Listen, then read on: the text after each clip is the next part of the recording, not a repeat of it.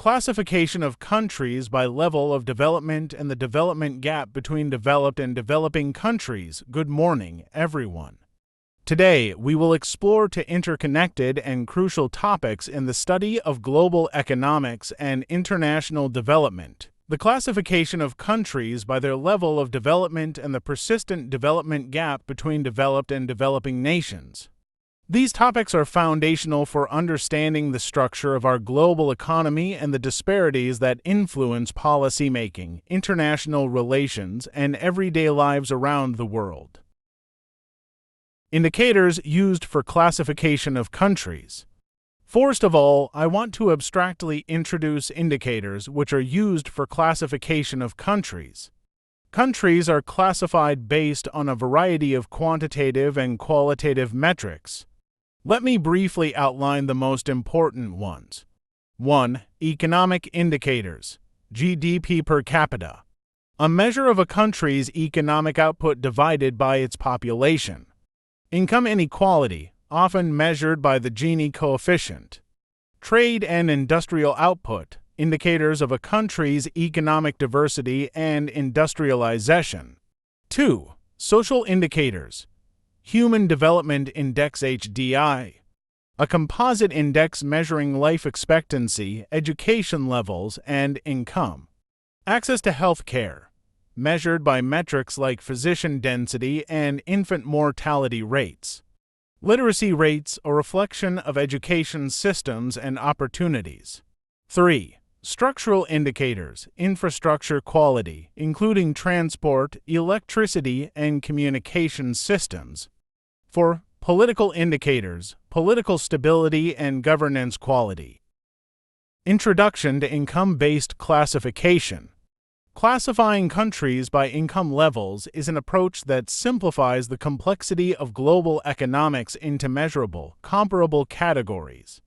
Income levels primarily reflect the wealth and productive capacity of a nation, which in turn affect the quality of life, social development, and economic opportunities available to its citizens. This classification is most commonly associated with the World Bank's income groups, which are updated annually using a metric called Gross National Income (GNI) per capita. This measure considers the total income generated by a country, including income from abroad, divided by its population. The World Bank divides countries into 4 primary income groups based on GNI per capita. 1. Low-income countries. 2. Lower middle-income countries. 3. Upper middle-income countries. 4. High-income countries. 1. Low-income countries. It refers to those countries which their GNI per capita are $1,135 or less. Characteristics of low-income countries. Most of countries in this category have the following characteristics: high poverty rates and limited economic diversification, heavy reliance on subsistence agriculture or resource extraction, minimal industrialization and technological development, weak infrastructure including health care, education, and transportation. Examples: Afghanistan, Chad, Somalia. These countries often face with challenges like political instability, high levels of external debt, and vulnerability to environmental and economic shocks. 2. Lower middle-income countries. It refers to those countries which their GNI per capita are between $1,136 and $4,465.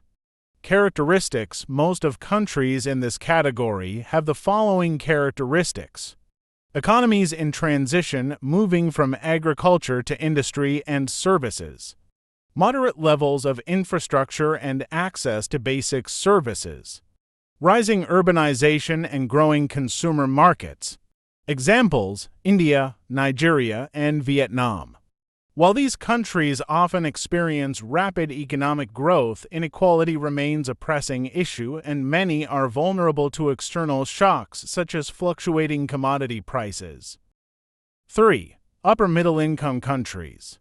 It refers to those countries which their GNI per capita are between $4,466 and $13,845. Characteristics. Most of countries in this category have the following characteristics: advanced industrial and service sectors, significant investments in infrastructure, education, and health care, emerging as regional powers in trade and diplomacy. Examples: China, Brazil, and South Africa. These nations are often referred to as emerging economies. However, many face challenges such as corruption, uneven income distribution, and environmental degradation. For high-income countries, it refers to those countries which their GNI per capita are $13,846 or more. Characteristics. Most of countries in this category have the following characteristics: advanced, diversified economies with robust industrial, technological, and financial sectors. High standards of living measured by access to health care, education, and infrastructure. Political stability and strong institutional frameworks.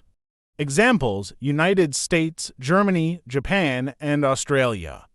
High-income countries dominate international trade, investment, and decision-making in global organizations like the United Nations and the World Trade Organization. Limitations of income-based classification. While income-based classification provides a useful framework, it is not without limitations. 1. Simplification. Reducing countries to a single income metric oversimplifies their economic and social realities. For instance, some high-income countries may have significant internal inequality, while some low-income nations may have vibrant cultural and social systems. 2. Exclusion of non-economic factors. The classification does not consider political stability, social inclusion, or environmental sustainability, which are crucial for long-term development. 3. Exchange rate limitations. Using GNI per capita based on exchange rates can distort the real purchasing power of incomes in different countries. 4. Dynamic nature of economies. Countries can rapidly move between categories due to economic growth or shocks, making annual updates necessary but sometimes lagging behind real-world changes. Classification of countries by levels of development. Let's talk about how countries are classified by their level of development. This classification is not merely a label but a systematic way to understand global disparities in wealth, infrastructure, health, and education. Broadly speaking, countries are divided into three main categories. 1.1. Developed countries. 2. Developing countries. 3. Least developed countries. 1. Developed countries. Developed countries, often referred to as high-income or industrialized nations, are those with advanced economies, high standards of living, and robust infrastructure. Examples include the United States, Germany, Japan, and Australia. These countries typically have high gross domestic product (GDP) per capita, advanced technology and industrial sectors, low poverty rates, and high levels of human capital measured through indicators such as education and healthcare access, mature democratic institutions, and political stability. 2. Developing countries. Developing countries, also known as low or middle-income countries, are those that are in the process of industrialization and improving their socio-economic indicators. They are diverse, ranging from nations with rapidly growing economies like India and Brazil to those facing significant developmental challenges such as Chad or Haiti. Common characteristics include moderate to low GDP per capita, a higher dependence on agriculture and resource extraction compared to industry and services, challenges in accessing quality health care, education, and clean water, political instability or weaker institutional frameworks in some cases. 3. Least developed countries. The United Nations classifies 46 countries as least developed based on low income, weak human assets, and economic vulnerability. Examples include countries such as Afghanistan, Somalia, and Malawi. These nations face severe constraints in growth due to extremely low GDP per capita, high poverty rates, malnutrition, and diseases, limited access to education and technological resources, vulnerability to natural disasters, political conflicts, and global economic shocks. The development gap between developed and developing countries. Now, let's shift our focus to the development gap, the disparities between developed and developing nations. This gap is not just an economic divide, it encompasses differences in health, education, technology, and overall quality of life. Key aspects of the development gap. 1. Economic disparities, income and wealth. Developed nations enjoy significantly higher income levels, while developing countries often face widespread poverty. For instance, in 2023, the GDP per capita of the United States was over $70,000, whereas in Nigeria it was less than $3,000. Productivity: workers in developed countries are more productive due to access to advanced technology, better education, and efficient systems. 2. Healthcare inequalities. Developed nations provide nearly universal access to high-quality health care, resulting in higher life expectancy and lower mortality rates. In contrast, developing countries struggle with preventable diseases and limited healthcare infrastructure. 3. Education gaps. Literacy rates in developed countries often approach 100%, whereas some developing nations still contend with illiteracy rates exceeding 30%. 4. Technological divide. Internet penetration in developed nations exceeds 90% compared to less than 30% in many developing countries. This digital divide hampers economic opportunities and access to information. 5. Infrastructure and services. Developed countries boast efficient transport systems, clean water, and reliable electricity, while many developing nations face frequent shortages or lack access altogether. Why does the development gap exist? Several factors contribute to the persistent development gap. 1. Historical legacies. Colonization disrupted indigenous economies and social systems in many developing countries, leaving long-lasting effects. 2. Trade imbalances. Many developing nations rely on exporting raw materials, which are less valuable than manufactured goods exported by developed nations. 3. Debt and dependency. Developing countries often carry significant external debt, which limits their ability to invest in domestic growth. 4. Conflict and instability. Political instability and ongoing conflicts hinder development efforts in many regions. 5. Climate vulnerability. Developing countries, especially in Africa and Southeast Asia, are disproportionately affected by climate change despite contributing the least to global emissions. Bridging the gap. What can be done? Efforts to bridge the development gap require coordinated action on multiple fronts. 1. International aid and investment.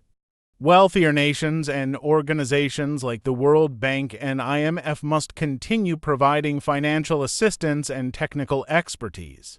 2. Trade reforms. Fair trade agreements can ensure that developing nations benefit equitably from globalization. 3. Education and skills development. Investment in education, especially for girls and marginalized communities, is crucial. 4. Infrastructure development. Building roads, ports, and digital networks can stimulate economic growth.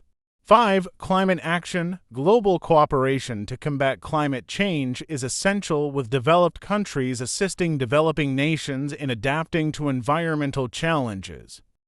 Conclusion. In conclusion, the classification of countries by their income and level of development provides us with a structured way to understand global disparities. However, the development gap remains one of the most pressing challenges of our time. While progress has been made in areas like poverty reduction and education, significant inequalities persist.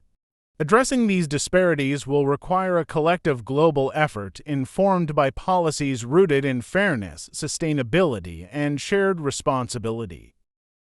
Thank you, and I look forward to your questions and thoughts on these critical issues. If are interested in economics and development studies, subscribe channel and follow next videos.